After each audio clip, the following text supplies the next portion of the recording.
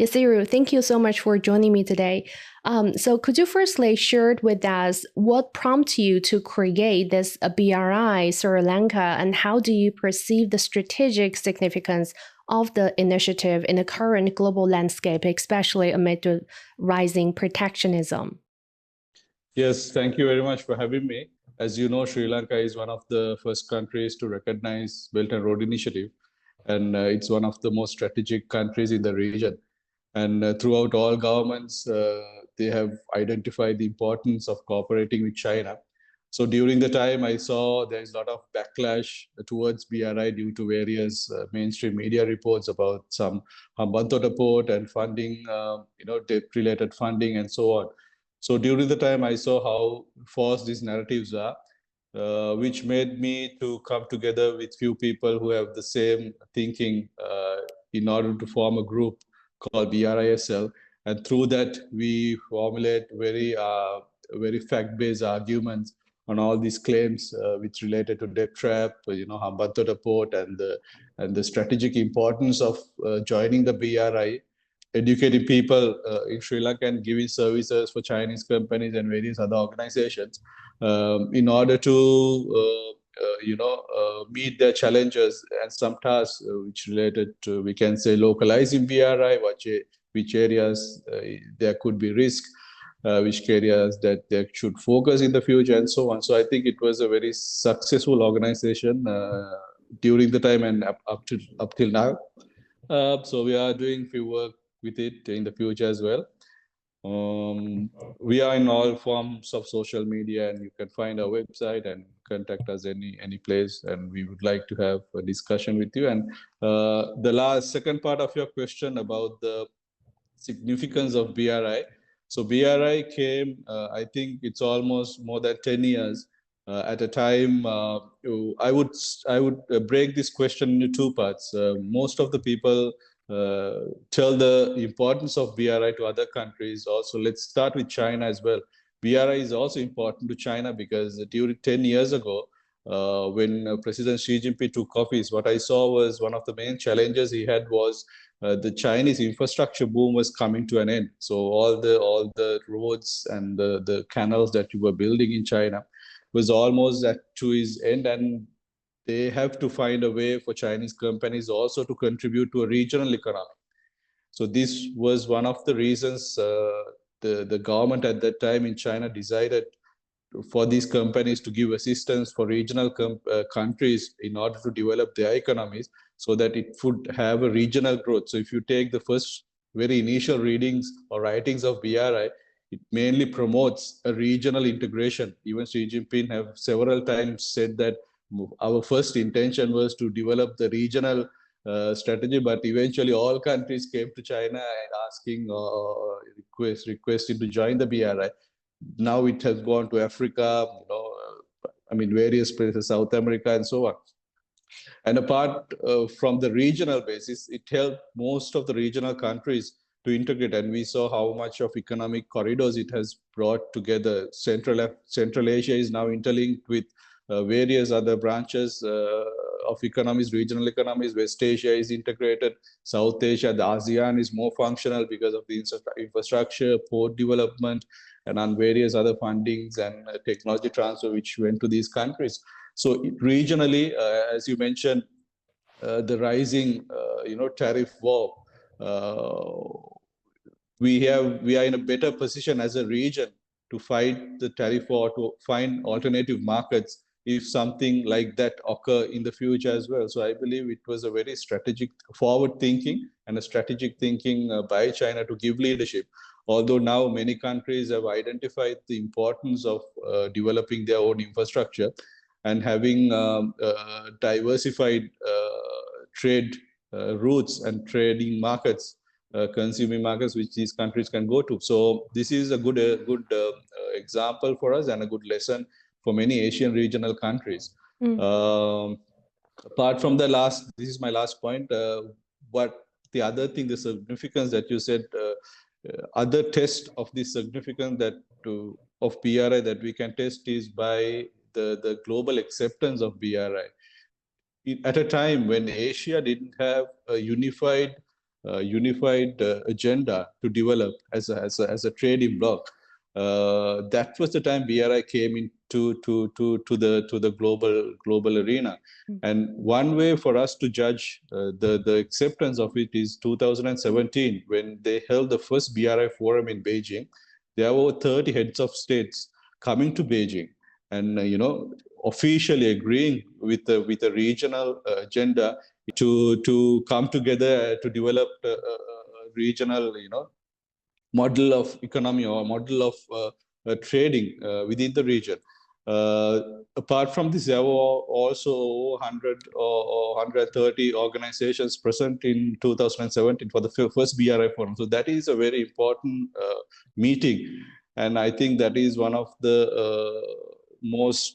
one of the things that we could highlight how to express in a way that how it's accepted by other countries. Well, you talk about a lot of the significance of this initiative, but when we zoom into more specific projects, like we know also, as you said, Sri Lanka joined in this initiative about eight years ago. That was back in 2017.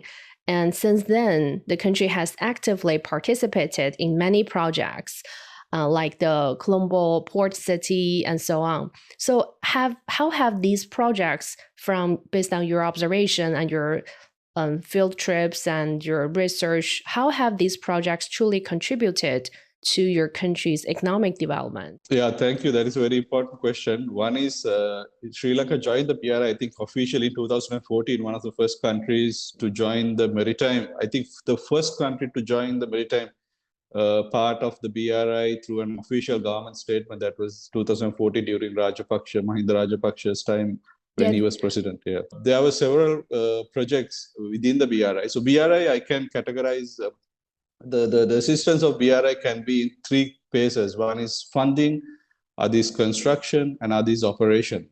These three formation of assistance was given through BRI. At a time, I mean, this was a general problem. If you talk to any countries, any representatives of these all African region countries, 54 African countries, Asian, Central Asian countries, one of the challenges that these countries had was there was no development finances for these countries coming from the global financial, existing global financial structure at the time.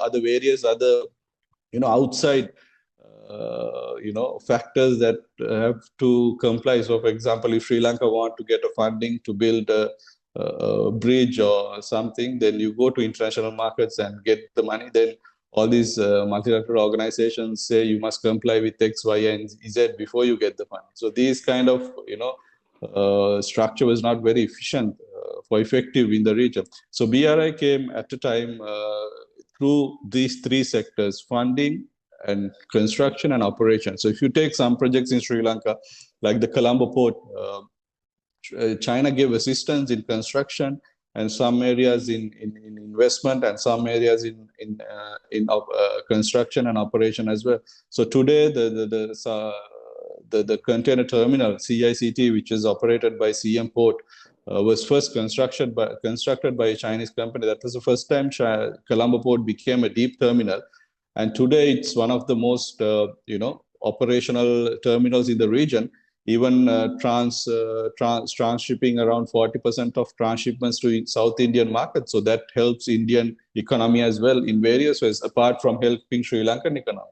The port itself had paid over 200 million of royalties to the Sri Lankan government. And plus the Chinese investment initially came 10 years ago, has already been paid off. And now it's making profit.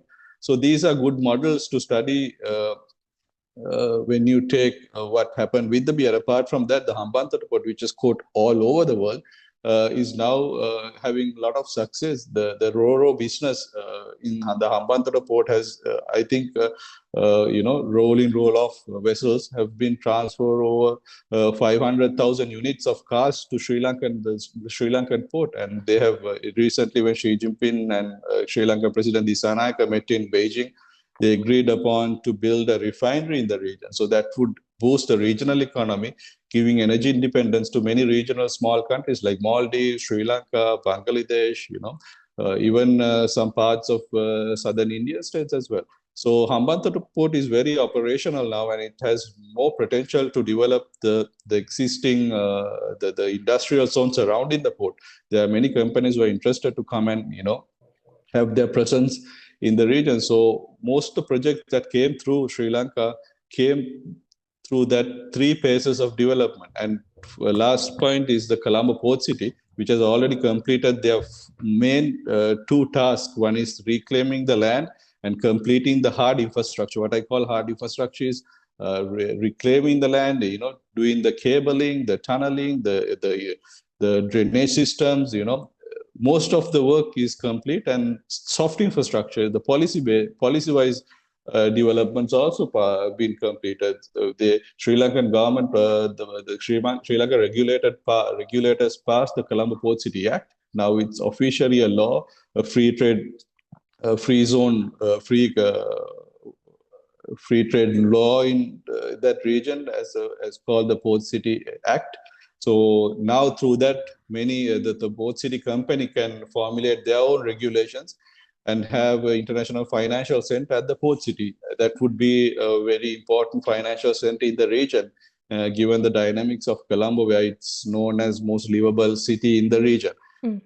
Apart from that, there are various Chinese assistance through irrigation development or road development. For example, we built a road back in the day through the assistance with China from linking west to the south coast of Sri Lanka. That road has now is bringing a lot of benefits, booming the Sri Lankan tourism market to very high end. We're having a lot of development with the tourism that is coming to Sri Lanka. So many of direct and indirect benefits are there in the society, although this is not converted to the media or to the society in a way to understand the importance of BRI and its assistance going forward. So I believe eventually people are getting more aware of the need of working with BRI and the assistance of the opportunities that it brings to the country. We know recently, in the context of the U.S. imposing tariffs on various countries, Sri Lanka is also facing a 44% tariff. So it could actually hinder the country's economic development, especially since it's still recovering from the financial crisis 3 years ago. And also, when I look it up, like data shows that 1/3 of the population are still, in poverty or at risk of falling back into poverty. So how serious is the situation for Sri Lanka's economy due to U.S. tariffs? Yeah, the U.S. tariffs. Firstly, it's very inhuman. Like it's very unfair that U.S.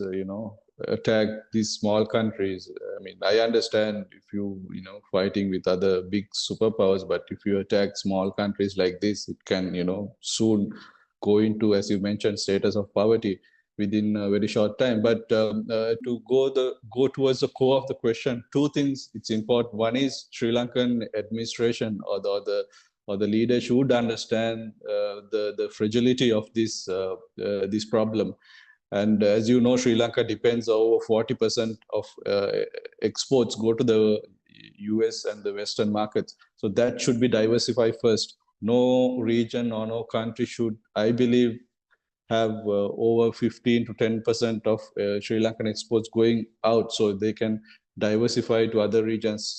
Central Asia, we haven't even gone into Central Asia. So there's various ways to go to Central Asia, Chinese markets, ASEAN, West Asia, and African markets. They have to, diversify their exports. Apart from that, they also should diversify their categories of exports. We are mainly depending on few categories, which is why it's going to Europe, like merchandising and other products which are going to Europe. So they have to have more products so that this kind of situation won't affect the economy in the future. Apart from that, new regions as ASEAN, as I mentioned before, Chinese market and even Indian market should be focused more in order to go. So towards the tariff war, I don't have an answer, because you see, I don't think it's done with proper thinking. It's just a political argument in the US. and it's been few months now they are taking off the tariff. So I believe it's not working for many countries, and I've been very consistent in my opinion about the tariffs. I believe it might not work for the US, and it's a very short time thinking. And in China, there is a saying: when your competitor or your opponent is doing a mistake, don't disturb them, let them do that.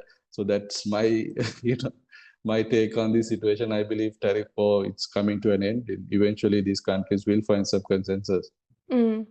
So, in your view, how can cooperation through the BRI help Sri Lanka mitigate the negative impacts of these trade disruptions and maybe build a more resilient economy? And also for other developing countries, how can they use the BRI to counter the pressure of the rising unilateralism, protectionism?